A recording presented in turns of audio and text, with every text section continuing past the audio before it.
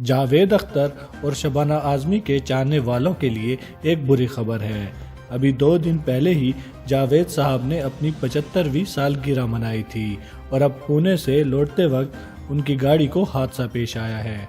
اس حادثے میں شبانہ اعظمی شدید زخمی ہو گئی ہیں، جبکہ جاوید اختر کے بھی زخمی ہونے کی اطلاعات ہیں۔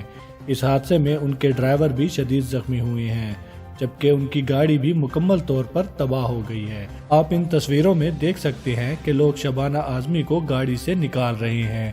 ایک اور تصویر میں وہ روڈ پر بے ہوش حالت میں لیٹی ہوئی بھی دیکھی جا سکتی ہیں۔ گاڑی کو حادثہ ممبئی ایکسپریس وے پر پیش آیا، جہاں ایک ٹرک سے ان کی گاڑی کی ٹکر ہو گئی۔